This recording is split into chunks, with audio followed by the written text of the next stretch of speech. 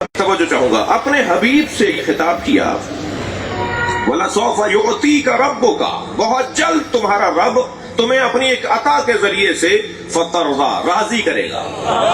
بھئی ساری دنیا اللہ کو راضی کر رہی ہے، اللہ مصطفیٰ کو راضی کرنا چاہتا ہے۔ یہ عظمت مصطفیٰ کا ایک مکمل باب ہے۔ کیا مسئلہ تھا جس کی بنیاد پہ سرکار کو اللہ راضی کرنا چاہتا ہے؟ کوئی پریشانی تھی، کوئی سرکار کے ذہن مبارک میں خیال تھا، سرکار کے ذہن مبارک میں کوئی تصور تھا، کوئی بات ہے کہ جس کو راضی ہونے کی بات ہو رہی ہے، پس منظر میں کوئی خیال ہے؟ جیسے غدیر کے موقع پہ یہ جو لہجہ آیا ہے نا اللہ کا، إِن لَمْ تَفْعَلْ فَمَا بَلَّغْتَ رِسَالَتَهُ، اگر یہ کام نہیں کیا تو کچھ بھی نہیں کیا۔ یہ لہجہ بتا رہا ہے کہ سرکار کے ذہن مبارک میں ایک خیال تھا کہ اگر میں نے اعلان ولایت علی کر دیا تو فساد پھیلے گا۔ تو اللہ نے دو پیغام دیے کہ ایک تو اگر یہ نہیں کیا تو کچھ نہیں کیا، اور دوسرا وَاللَّهُ يَعْصِمُكَ مِنَ النَّاسِ، اللہ تمہیں لوگوں کے شر سے بچائے گا۔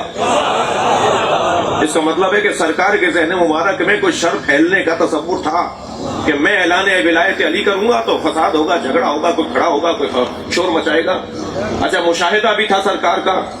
یہ تو میں جب اپنا اعلان کر رہا تھا کہ جب 3 دن تک کھانا کھانے کے بعد یہ فساد پھیلاتے رہے، یہ تو پھر علی کا اعلان ہو رہا ہے۔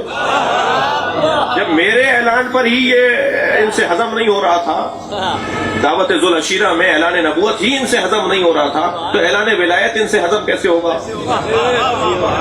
تو یہ سرکار کو ذہن مبارک میں تو تھا کہ وہاں بھی 3 دن جھگڑا ہوتا رہا، کھانا کھاتے رہے، جاتے رہے، مجلس کو بگاڑتے رہے، اور یہاں میں اعلان کروں گا تو وہاں تو 30-35 لوگ تھے، یہاں تو 1 لاکھ سے زیادہ لوگ ہیں۔ تو سرکار کے ذہن مبارک میں کچھ تھا، لیکن اللہ نے اعلان کیا اگر آپ نے یہ نہیں کہا تو کچھ بھی نہیں کہا، اور لوگوں کے شر سے اللہ آپ کو بچائے گا۔ اچھا، شر تو وہاں بھی ہوا تھا، وہاں کیوں نہیں کہا اللہ نے کہ میں تمہیں لوگوں کے شر سے بچاؤں گا؟ تھوڑی گردن ہلاتے رہیے، میری بات اگر جا رہی ہے تو۔ دعوت ذوالعشیرہ میں جھگڑا تو ہوا، مگر وہاں اللہ نے نہیں کہا کہ میں تمہیں لوگوں کے شر سے بچاؤں گا۔ جھگڑا یہاں بھی ہوا، ایک شخص نے کھڑے ہو کر اعتراض کیا، توجہ کر رہے ہیں، ایک شخص نے کھڑے ہو کے، حارث بن نعمان فہری نے کھڑے ہو کر کہا یہ آپ نے اللہ کی طرف سے کہا ہے، یہاں اپنی طرف سے کہا ہے جو اپنے بھائی کو ہمارے اوپر آپ حاکم بنا رہے ہیں؟ میرے مولا نبی نے فرمایا میں کوئی بات ہی نہیں کرتا مگر یہ کہ اللہ مجھے کہتا ہے۔ تو کہنے لگا اگر اللہ ہی نے کہا ہے تو پھر اللہ سے کہیے کہ وہ آسمان سے پتھر گرائے اور مجھے مار ڈالے۔ یہ بھی آپ نے دیکھ لیا کہ بغض علی کا بیمار عذاب ہی مانگتا ہے۔ توجہ کر رہے ہیں؟ اور سرکار نے بد دعا کی ہو مجھے تو نہیں ملتا۔ سرکار نے اس کے لیے بد دعا کی ہو جو نہیں مان رہا تھا نا مولا علی کی ولایت کو، حضرت ہاتھ اٹھا کے بد دعا کی ہو یا اللہ عذاب نازل کر دے، مگر قرآن کہہ رہا ہے سأل سائل بعذاب واقع، ایک سائل نے عذاب مانگا اور عذاب آیا، نبی نے نہیں کہا، اس لیے کہ رحمت للعالمین ہے۔ مجھے کہنے دیجئے کہ نبی کی بد دعا کا انتظار نہیں کیا عذاب نے۔ بڑی عنایت، بہت شکر گزار آپ کی توجہ کا۔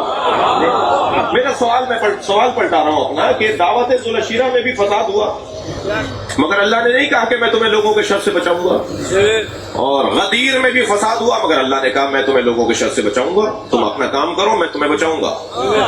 بہت طویل بھی بات کر سکتا ہوں اس مرحلے پر، اور مختصر ایک جملہ بھی ہدیہ کر سکتا ہوں، تو مختصر ہدیہ کر رہا ہوں، اور وہ ہدیہ کلام یہ ہے کہ وہاں اللہ نے اس لیے نہیں کہا کہ میں لوگوں کے شر سے بچاؤں گا، اس لیے کہ وہاں حفاظت کے لیے ابو طالب تھے۔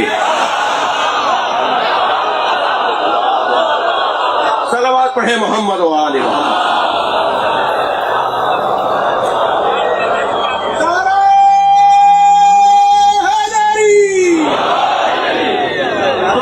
تیسرے دن جب یہ کھانا کھا کے جانے لگا نا ابو لہب اور اس کے ساتھی، تو حضرت ابو طالب نے اس کا گریبان پکڑا اور زمین پہ پٹھا، ادھر اسے ایک ہاتھ سے زمین پر گرایا، دوسری طرف نبی کو دیکھ کر کہا قوم یا سیدی و مولائی، کھڑے ہو جاؤ میرے مولا۔